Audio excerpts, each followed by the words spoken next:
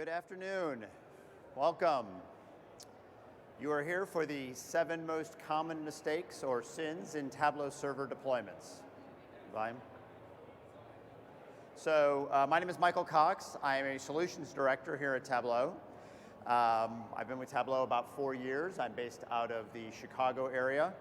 I work in our professional services area. So in professional services, me and my colleagues have a lot of opportunities to go actually work directly with customers, sort of see what they're doing, help them implement Tableau, server, desktop, integration issues, a number of different things. So we get to see quite a few kind of things that are going on out there. My background, I was actually, before I worked for Tableau, I was a Tableau customer. We implemented Tableau in our own environment. That's how I first became exposed to it. Believe it or not, this is my 7th TC. Hard to believe, but the first 2 I was a customer, and then I've been an employee since then. It's just way more fun when you're a customer, so that's just kind of comes with the territory. So what I want to do, this is an interesting, so every presentation needs a good origin story, I think, and this one was kind of unique. So how did this presentation even come about? Like a lot of things, it started out as sort of a water cooler discussion with some of my colleagues about field operational things we were seeing. Oh yeah, I'm always seeing that kind of stuff happen, and we got to work with our customers to make sure they don't do this. Just kind of venting a little bit and talking about the kinds of things that we were seeing out there. And so it started out like that, and then it became kind of a Slack conversation that we had about these kinds of issues. And so finally, I put together a list. I'm like, okay, these are the things that we've talked about. What would you add? And so I gathered input from other people on, vote this one up, vote this one down, or whatever. So we kind of sort of ferreted it down and said, okay, these are the kind of the key things that we keep seeing. And then I was like, well, you know what? That might make a good TC presentation, right? I mean, there's some content there that it's based on a lot of expertise from a lot of folks, and so this might actually work. So I submitted it, and they approved it. And then they said, hey, how about if we give you the slot right before data night out? Yeah. So I will not run long. I can assure you that, no matter what. So we'll be good to go. I can't prove that these are statistically the 7 most common. I didn't go that in depth, but it's really based on a lot of the experience that we've had in terms of just working with customers and what we see consistently. And we do work with all sizes of customers, from smaller enterprise, some smaller organizations, all the way up to large enterprises. So I can't prove that they're statistically the 7 most common, but they're probably pretty close. When I came up with the title, my wife's like, it sounds like a clickbait thing, like the 7 most common, this, or 7 celebrities you won't recognize from the 90s or something like that. So hopefully, maybe that was intentional, maybe that worked out in my favor, but it really, kind of came about just based on all those things that we were seeing out in the field. Let me adjust this real quick. All right. So why 7? Well, 7 seems to be a popular number for lists, right? There's 7 deadly sins, 7 habits of effective people, the Magnificent 7. It also just sort of ended up being about the right number when we kind of looked at what the actual number of items were. It fits in pretty nicely also with what I think I could probably present in a session like this with the time allotted. We'll go a little interactive at the end in terms of we'll talk about some of this stuff. I'll maybe do some raising of hands in terms of this. So if some of these seem familiar, you've seen these in your own environment, maybe keep an eye on that, and we'll do that a little bit. I'll also be able to take questions, and I'll try to stick around too if there's anything in particular. If there's something you'd like me to clarify though, in this forum I do have the opportunity to be able to take questions in line, so raise your hand and we'll try to do that. Have to limit it a little bit, but that should work. One of the things that I'm going to do in the presentation is I'm going to actually look at what the problem is, and then look at what the best practices that sort of overcomes that or it corresponds to that. And then also there's some links to resources on where you can get more information on that. So hopefully, as we look at it, you'll be able to kind of understand, okay, if what I told you wasn't enough, there'll be some additional resources behind it. There is no order to these. Originally, I was like, okay, let's count down from number 7 to number 1, right? That'll make it like, there'll be a lot of tension. But then at the end of the day, I couldn't really do that. Is it like the most common or the most serious or the most, whatever. So at the end, I just decided to just put 7 together in no particular order. But these are I think, again, the most common. All right, so let's get started. Let's talk about where we see this. Number 1, and again, this is just in no particular order, misuse of sites. So I'm not sure what your Tableau server looks like, but there are a lot of Tableau server sites with, say, 40 or 50 people on it that look a lot like this. And if you can't read it, basically each one of these is a site. Certain organizations just love sites so much that every time 3 people come up and say, hey, we want to use Tableau too, they're like, great, we will create a site for you, and you can do whatever you want. There are ways and reasons to do that, but for the most part, what we see is that people tend to get a little too optimistic about how they use sites in terms of creating more than they really need to. This leads to a lot more administration down the road, a lot more potentially when you want to change and somebody from one site wants to work on another site. You've got more things to think about if you want to move information or data from one project to another, essentially, and they're in different sites. You're making work for yourself, essentially. You also have this idea of a site administrator, and the site administrators now are going to multiply as you kind of multiply sites. You now have to support multiple site administrators and make sure that they're trained up and that they're working on particular functions of what a site administrator does.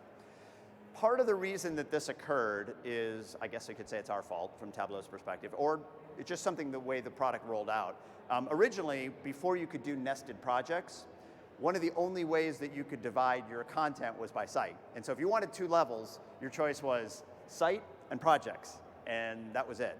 Since we've had nested projects, a lot of those sort of restrictions have gone away, but I think there's probably a little bit of a legacy there that people kind of got used to using sites that way. So that might have been part of the problem as well. All right, so let's look at some of the important principles behind this.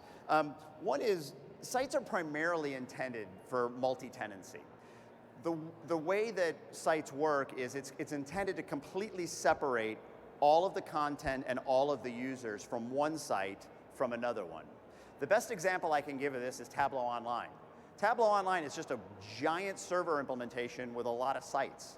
And so obviously that's meant for multi-tenant, where you've got people who are completely compartmentalized. And that really was the intention behind how sites were originally set up. So while it's not, there are exceptions to this, most of the time when I'm talking to customers about how to use sites, is this truly a multi-tenancy example? So one of the most common ones we see is people who use Tableau with their external customers. So they actually use Tableau and then they put like data out to partners, for example, and they honestly want to keep every single partner or every single customer separate.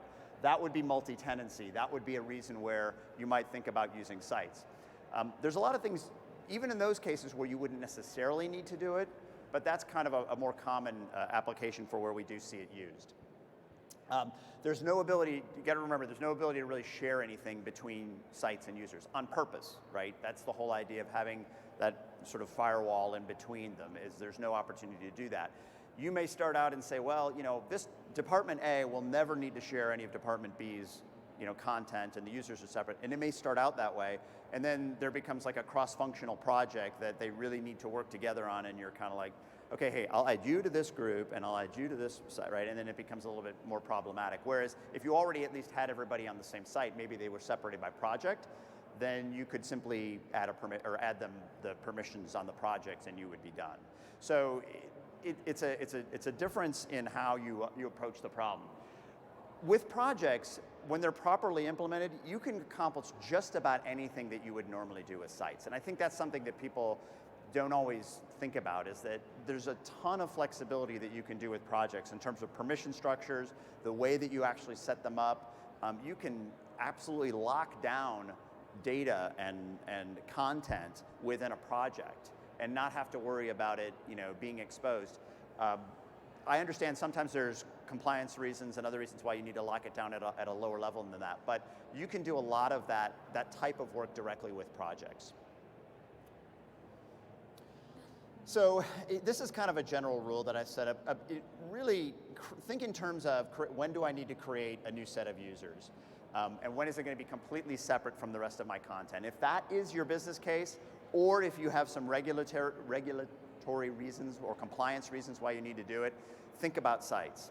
But I would always say go projects first, and then if it absolutely won't work, then go with sites. We have some very, very large customers that have thousands and thousands of users and have 3 sites. So, they just have some very specific use cases that they need those extra ones for. Some have just 1, and they do everything in projects. So that is a very, very common issue we see, is where we'll go in and sites are being, let's just say, misused or used inappropriately. So if there are regulatory and legal reasons, that's fine. Here's where you can find some additional help. There's a lot about sites and projects actually in Blueprint in those sections under governance. So if you need more information, that's not a bad place to look. All right, let's look at our next one. This is where we use multiple servers for dev, QA, and prod improperly. So maybe this is your environment where you've got a sandbox area on the left, and everybody kind of works on all their sandbox work in the sandbox environment. It's maybe multiple nodes. It's an entire environment. And then when you're happy with it, they do this. They move all the content over to a completely different set of servers. So this is and before, I'm always afraid people are going to take a picture of this and be like, hey, Tableau said to do that, so I put that in there. Now you can take a picture.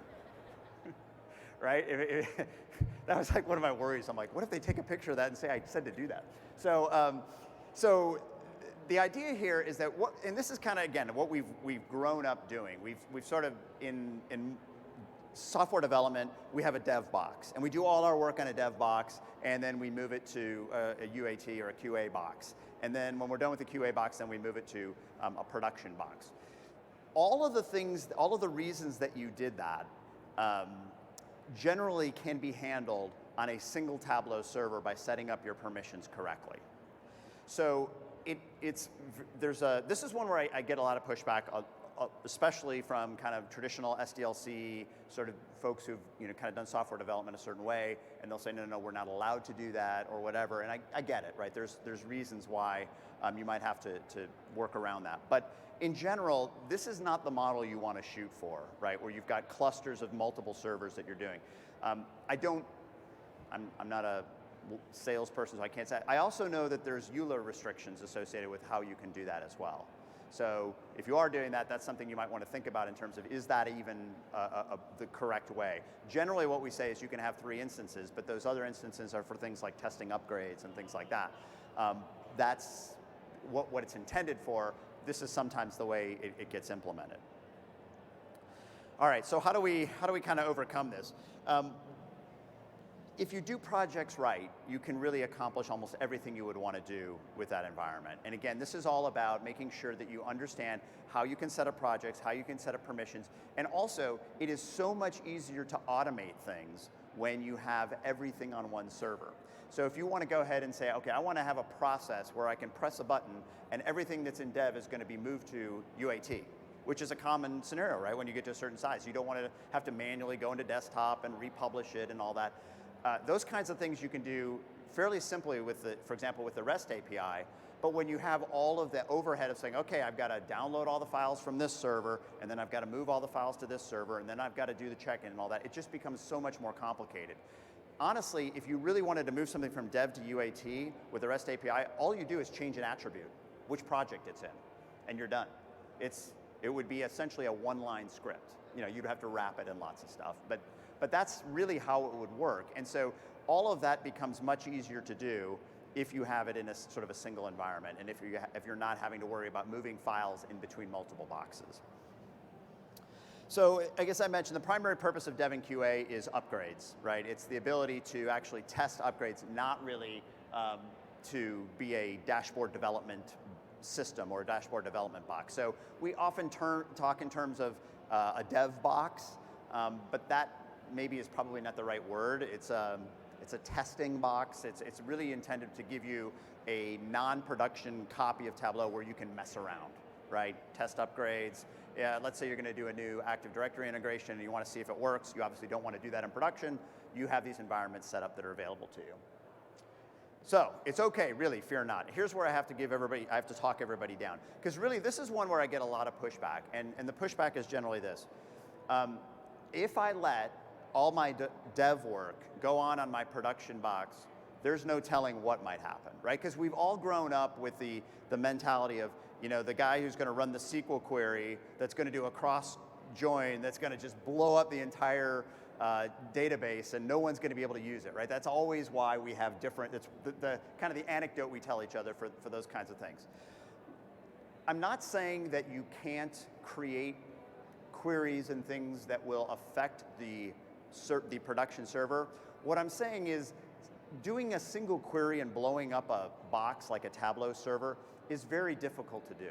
Generally, the way it's threaded and the way it works is if you issue something that's dumb, right? You'll probably sit there and go for 30 seconds, go, this is really dumb. I probably didn't do the right thing, and at some point you'll have to kill it.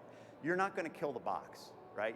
It's just very hard to kill the way Tableau Server is threaded to come up with any single query that you're going to create. Now, if it's going to a back-end data source, different story, right? If everything is on one back-end data source, you do have to think about that. But actually killing the Tableau server with a rogue query is just not easy to do. And so I think the biggest fear the biggest pushback people have is, I'm afraid to do this because if I allow my dev to happen on the same box as my production, my CEO will go in and he'll be trying to load a dashboard, and at the same time somebody will be doing some crazy dev stuff and it'll take 3 minutes to return.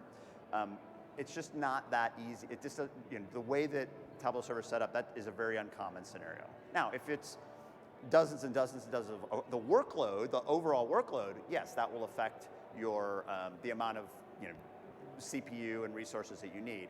But in terms of the kind of runaway query environment, that's really not a valid in most cases. Okay, so, and again, I'm happy to talk to people afterwards about this one because this is one where it's like, I get it. It's really kind of counter the way we've done things for a long time. And so it's sometimes, you got to help people understand why they would want to do it that way. But I really think it makes a big difference, and it's a better way to manage your Tableau server. Okay, number 3, poor use of published data sources. If your data source library looks like this one, that's bad. There is nothing here yet. Basically, if all of your data sources that you have are not standalone data sources, but they're in, like it's a TWBX that people have published all over the place, and you really don't have any publicly accessible data sources, you're not taking advantage of all the things that you can do in Tableau Server. You're limiting the ability for your users to get value out of it. And sometimes these are the kinds of things we have to encourage people to begin to do this, because people are in a hurry and they just want to get something done, and they just suck the Excel spreadsheet into their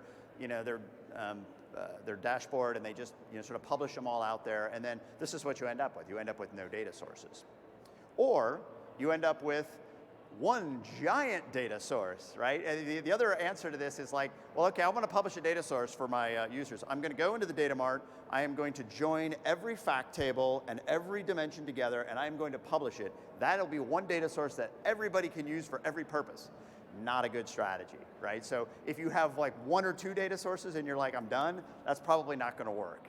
So we want to give people data sources at the right level, right? We want to give them published data sources that work. So this, of course, sort of begs the question, okay, if no data sources is not good and one data source is not good, what's kind of the answer? Well, we're looking for something like this, right? Where I've got a number of data sources for each sort of business area that are reasonably easy to understand. Hopefully I'm using things like data catalog to explain, is this data good? Or where does this data come from? Is this data certified? All of those kinds of things. That's really where we want to go to. We don't have to get there in one step, right? It's going to take time. So usually the question I get is, well, how many data sources should I be shooting for? So I can't answer that specifically, so I'll give you kind of an example of what it should look like. It should not, so don't take a picture yet, it should not look like this, right? Where every single dashboard has their own data source. Bad. Now you can take a picture. All right, so when every single dashboard has its own data source, again, I'm not getting any benefit, right? All of my users are having to create their own data sources, or somebody's creating dozens and dozens of data sources for everyone. I'm not getting all the benefit of having a Tableau server set up where I can quickly connect to data sources. So if you see this and you go, okay, let me I'll go into my data sources folder. I have 14 data sources. Okay, how many dashboards do I have? I have 14 dashboards. That's not a good sign. But I also, don't take a picture yet, don't want this. I don't want to have every single dashboard having to use one data source. The place I sometimes see this is the objection is, I want my customers, I don't know what they're going to ask for, so I have to give them everything. So if you're kind of a data source guy or a database person and you're like, okay, I've got to put a data source out there, but I'm not sure what they're going to ask for. So I need to put every single dimension, every single field, every single fact table, everything from the data lake out into this one big data source, and then they can get whatever they want. That's just not a winning strategy in most cases, right? Even if you've got a very highly performant data source, it's very frustrating for most users to have to navigate something like that. If you go to Tableau Desktop and you say, I want to connect to a data source, and you connect to the data source, and the left-hand pane fills up, with thousands of fields of data, all in different folders from different tables and things like that, you kind of throw your hands up and go, I don't even know where to start. So having one data source, and that's kind of why I had the mother of all data sources, that really doesn't work.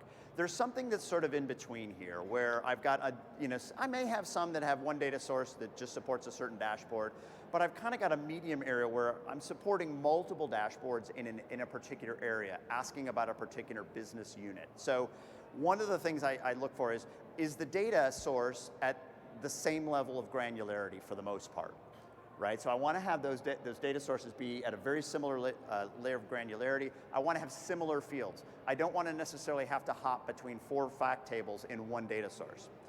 What I can do, though, because again, my users might want to do anything, is give them multiple data sources that they can move in between. So if I'm going to create a dashboard, I can connect to 2 different data sources. I can create a dashboard that pulls from both of those data sources and have it look like it's all integrated. But I haven't made them pay the price of pulling in thousands and thousands of fields that they don't need to do that. So it's kind of this middle ground where I've got data sources that are consistent by level of granularity, maybe an area of the business. There may be some large tables in there. That's okay. One of the rules we say is that Tableau loves skinny data more than fat data, right? You can have billions of rows of skinny data, and Tableau, especially extracts, will process it very quickly. But if you've got a 900-column data set, you're just not going to get the kind of performance you want. And so if you need to create multiple data sources that are really long, that's okay. We'll just hop between them. Okay, so this is really about how published data sources are set up and how they actually get implemented within an environment. Okay, what are the principles here? So one is that TWBXs in general should be the exception. If I go into a customer and I'm looking at what they have, and I go out of the server and everything I see is a TWBX, I'm a little concerned, right? That they're maybe not thinking about their Tableau implementation strategically and thinking, what are all the things, what published data sources can I have? And I know again, you're not going to get it all on day one, right? For a while, people are going to be uploading their Excel spreadsheets. But the idea is to slowly move to an environment where you've got a number of actual data sources that people can reuse.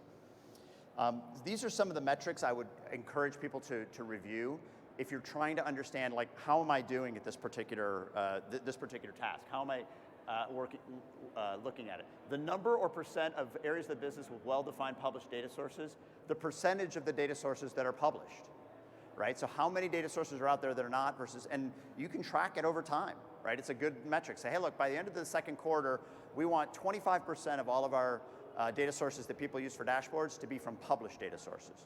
And by the end of the year, we want to have an additional 15%. And obviously you can track that and measure all that. So those are the kinds of things that, as a Tableau Server administrator, you can help your organization with in terms of understanding what they need to accomplish. There's some more resources on this in Blueprint as far as where you can get more information. There's a lot of information about data governance in general And this really comes down to kind of a data governance issue. All right, so that is our sin number 3. Number 4, not providing governance frameworks. Okay, what is a governance framework? Well, a governance framework is really the rules of the road. It's basically making it possible for your users to understand how can I interact with my content? What are the permissions and restrictions? What are the where can I go? What can I get access to? All of that is really important. And so to do that, in Tableau we talk about this idea of governance frameworks. There's multiple ways you can do that. There's a lot of ways, and one of the feedback I get is, well, which one of these 3 should I use? And the answer is yes. Right? It's really all dependent on your organization and what you're trying to accomplish. There's 3 primary governance frameworks that we look at. The first one is centralized. So if you have a centralized framework, you basically are looking at data access. The actual access to the data sources is probably only a small number of people that are going to do that.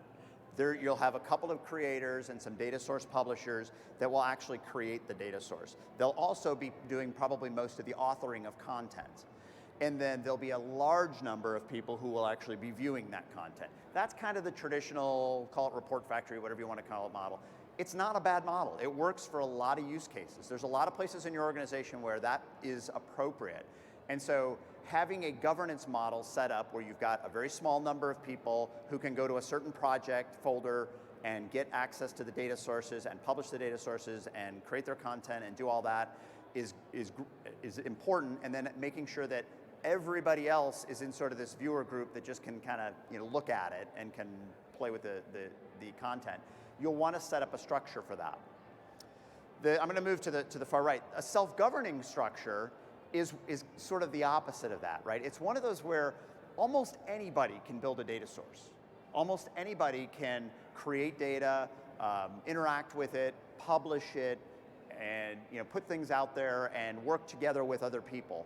There are certain environments where that model actually works really well. If you have a large team of analysts, for example, and they're all sharing data sources and sharing ideas and working together on different projects, you may want to set up an environment where they can actually do that. So somebody can publish something, go, here's what I found from our Google Analytics for the last month. Can somebody take a look at that? And somebody else may grab that, append something to that data source from something they have, and make a few changes to the dashboard and then republish it. And it's very sort of fluid.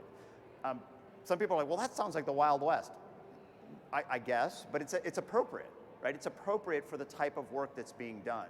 So it's not bad to have self-governing, just like it's not bad to have centralized. It really depends on having your the context that you're in. The middle ground is sort of this hybrid where I have like maybe power users or certain people who, it's outside of a centralized group, who have access to things like data source creation, but it's not a completely centralized function.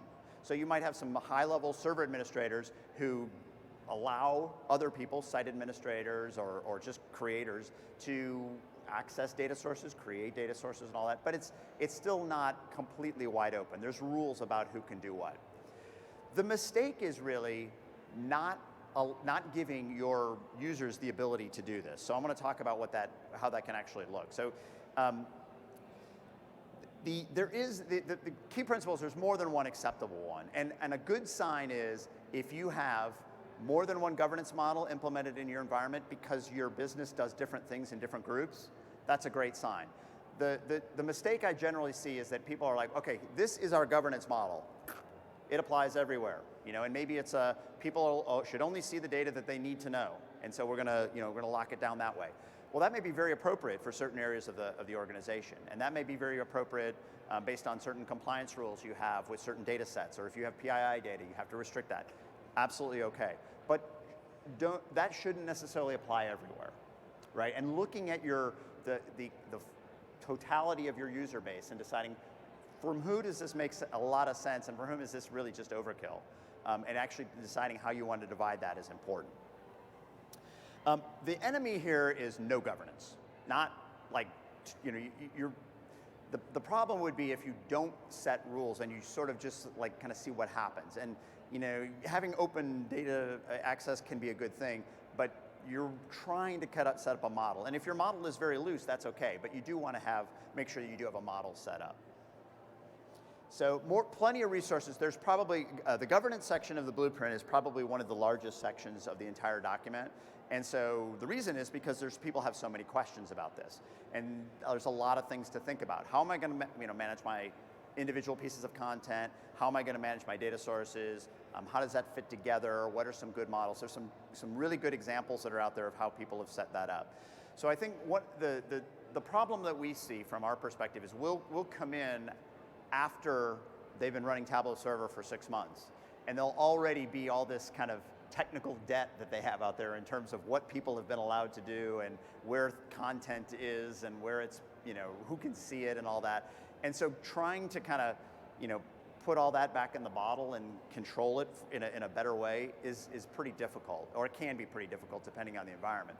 So the more of that you can kind of set up ahead of time, or maybe you're just bringing a new department on. Say, okay, with this new department, we're going to do things a little differently. We're going to understand what their needs are and make sure we have it set up. Okay, this next one, this number 5, is a really simple one, dead simple. But yet it's like, I honestly thought I would never see this out in the field, but yet we see it all the time. Managing permissions at the content level. What does that mean? Okay, you have the opportunity. Tableau is flexible. Tableau lets you do a lot of things. You can actually take any piece of individual content and set individual permissions down to the user level on any piece of content. You can say, I could publish a dashboard, I could pick 9 people in this room and say, you 9 people have it, access to it, and I could even say, okay, or if you're part of this group, you have it, but these 4 people don't have it no matter what group they're in. Right? I have that level of control with what Tableau's permissions allows me to do. But it's a terrible weapon, and you should never use it, right? Because honestly, think about what that means. So if I had to do an audit, or if I had to change something, or if somebody leaves the company or joins the company, how do I do that? How do I handle all that? Well, it's going to be very difficult. So there's this little button in Tableau Server that you probably have all seen before. It appears on all your projects. Checking this button is the difference between good and manageable content and permissions and a situation that is prone to massive amounts of error. So the little button says locked to the project, and you should always do that. I'll talk about that. I'll say always, I'll talk about it in a second. But honestly, what that does is that just says that the project controls the permissions. And so anything that gets published into that project automatically inherits the permissions of that project. So I don't, as an individual publisher, I don't have to think about any of those things. I don't have to worry about, did I set it up the right way for, for this person? Did I remember to deny these 4 people permission? Did I remember that only these people can have it? Oh, what if there's an all users. Did I remember to get rid of the all users permission, right? Chance that if I have individual control over permissions, I forgot to do that. I accidentally gave, access to everybody in the company of this, and I really didn't want to do that. So those are the kinds of things that locking things to the project and then publishing into those projects, it just makes it easier for everybody. Administration, publishers, everybody can get along a little bit better and feel a little more comfortable with the governance associated with it. Like I said, when I thought, well, nobody's going to not have this checked, but there's plenty of it out there. So, and when I talked to my colleagues, they were like, yeah, we see it all the time. It would be like also like managing all your permissions at the individual person level instead of the group level. Like we've all learned, like you don't do that, right? You have Active Directory here or whatever set up, so you're like, I'm going to send it to the marketing department. I don't know how many people are in the marketing department, but whoever's in the marketing department gets it. It's kind of like that, right? Why would we not take advantage of that? Okay, so what are the important principles associated with this? Very simple. Always lock permissions to the project. Okay, I'm kidding a little bit. There are some exceptions. Okay, there are some reasons why you would do things a little differently.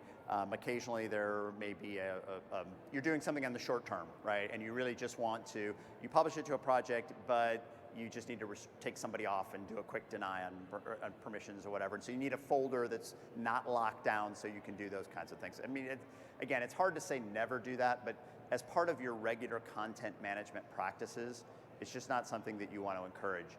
And from a Tableau Server administration perspective, we can create a anything goes sandbox, right? And then in that anything goes sandbox, you can do whatever the heck you want. But people know if they're publishing to the anything goes sandbox that anybody can see it, right? Or there's there's no rules. Yeah. Sorry. So sub-projects are always have the same permission structures as projects, which certainly you sometimes have to, instead of doing sub-projects this way, you sometimes have to flip them horizontally if you want different permission structures. But the sub-projects have the same permission structure as the projects. Yeah, yeah. So the question was about sub-projects, and obviously that will that will inherit all the way down. Okay. So some information where you can get more information about this, projects, admin permissions, things like that. All right, number 6, we are getting close. Almost finished with our list of 7. Not using dedicated backgrounders. This chart is actually something that I borrowed. This is an analysis that a customer did of all of their background processes.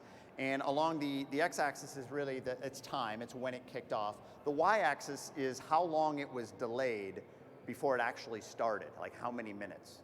And so this was something where they basically had backgrounders running pretty much 24 hours a day. They had that much activity, and they also had things that just couldn't even start because there was so many other things running.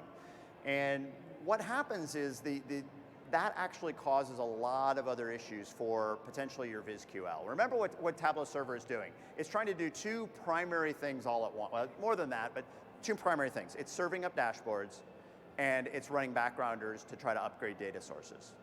And so when you first start out, you may have a very simple environment that looks like, if you first start out with a Tableau Server, it looks like this. It's very simple, it's very straightforward. I've got a couple of VizQL processes running. I've got a couple of backgrounder processes running. It's working okay. It's handling things. The problem comes over time when I add more and more backgrounder tasks, and those delays that I was looking at in the previous slide continue to get longer and longer and longer. And so, how do I handle that? The problem here, the sin here is really not pulling those things off of a box and creating a dedicated server specifically for backgrounders. And I'll talk about what that actually does to your machine. It's the kind of thing you need, obviously, the whole organization involved with. It's you're talking about new hardware potentially and things like that. But it really is one of the areas where when we come in and we do let's call it an audit or an evaluation of how is your server running, it's really not uncommon for us to see the fact that it's like, a very common recommendation for us is to say you need a new, you need a backgrounder, right? You need a separate machine that's going to run background tasks. Why is that? Well, the one thing to remember is backgrounder is single-threaded, and more backgrounders instance on a node, it's going to basically help the number of jobs that you can run at a time. You can't. What you don't want to do is throw too many backgrounders onto the existing machine that you have, because it will crank up more and more of them, and that will use more and more CPU during the day potentially, or whenever you have those kick off. The one exception to this is some organizations are lucky that they have people accessing Viz's during the day and people doing backgrounders during the night. That's great. If that's your situation, you don't need a dedicated backgrounder, because you can pretty much do everything on one server. And if you kind of start running a little bit low, up your CPU or create more cores or something like that. But for a lot of organizations, there's updates during the day.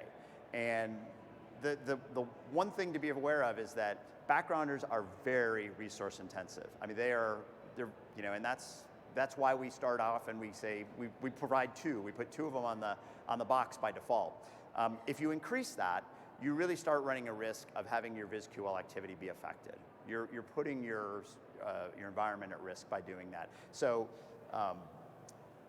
that's where you start to get into the situation where the executive board went in to look at the dashboard at the same time as the 8 a.m. refresh hits for these 32 data sources, and all of a sudden dashboards that normally take 8 seconds to load take a minute to load, right? That's where you start to risk those kinds of things actually occurring when you don't have that backgrounder refresh. So this is a growth thing, right? It's all about understanding your growth profile. And one of the things that we encourage people to do is to look at how is my profile changed over time? How much CPU am I using? There's lots of ways you can continue to monitor that.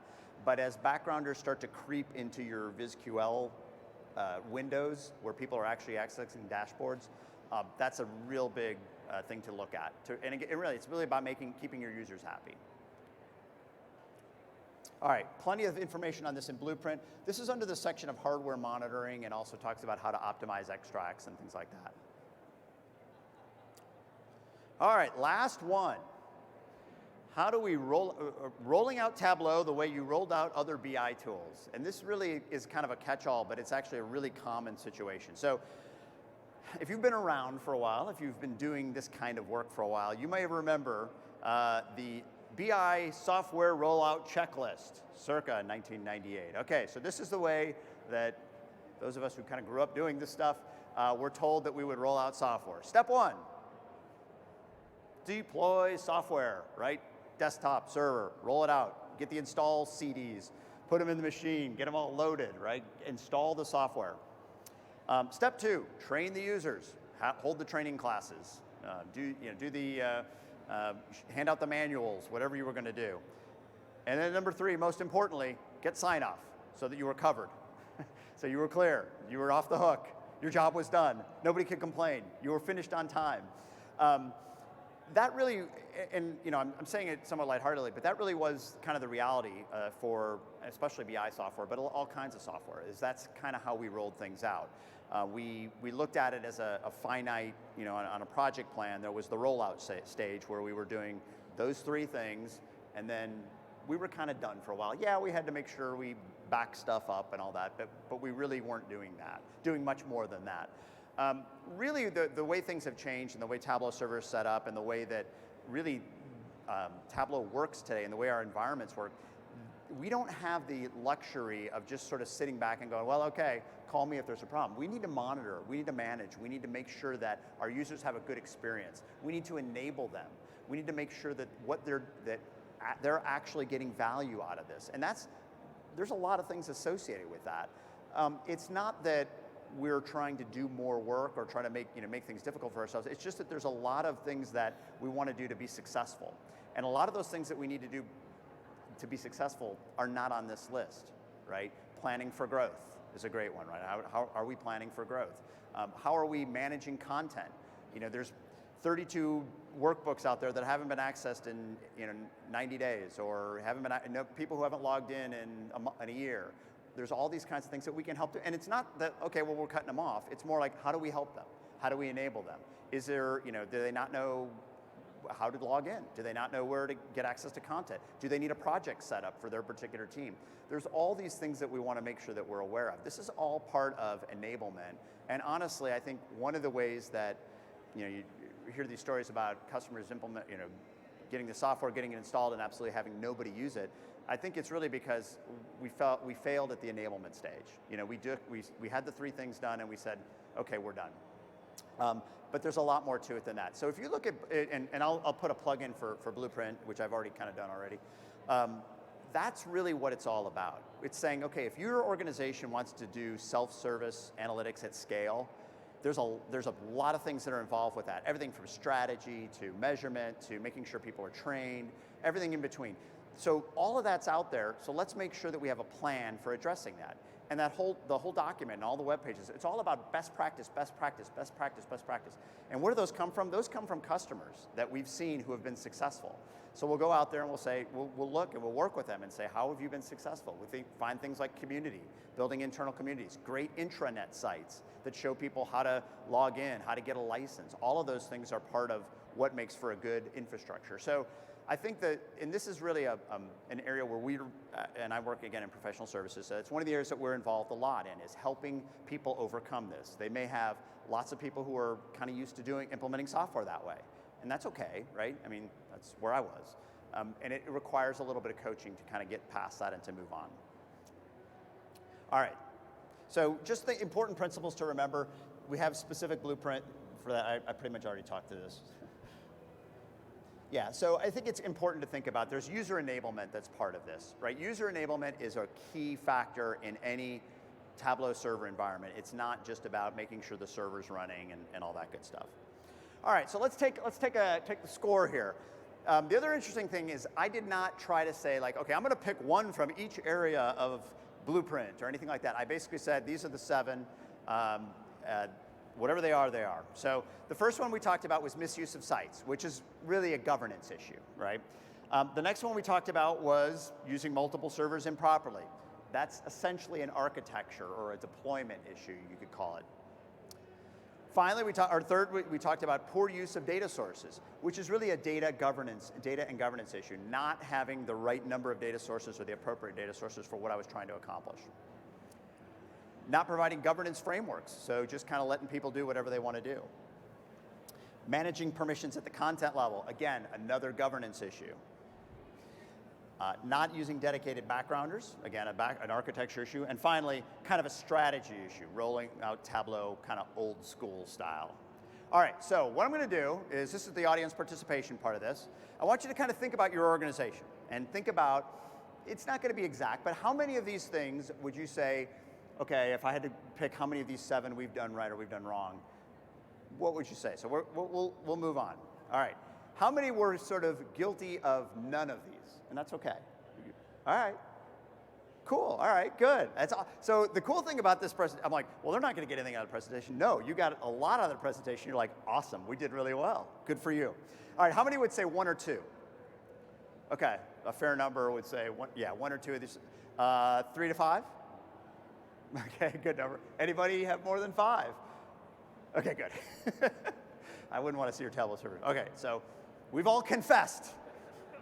I did not have to bring in the Spanish Inquisition, so that's really good. I'm glad that we were all able to come clean. I hope you all feel better now that you've kind of confessed your sins in front publicly. No, again, this is common, right? These are the reason these are up here is because these are things we run into all the time, and these are things that it's part of the process of growing your Tableau server deployment. There's plenty of places to get more help, to get more support on this. Obviously, we have partners, we have our professional services organization, the online resources, Blueprint, I'd highly encourage you. If you have customer success managers, technical account managers, they're really good at being able to help you through this. Even some of your pre-sales resources can be of help as well. So thank you for your time and attention. I'm going to get you out of here a couple minutes early so you can get to Data Night Out, but I will stay up front for the next few minutes. I can answer any questions you've got about any of the specifics. Also, survey would be great if you could fill that out as well. Thank you.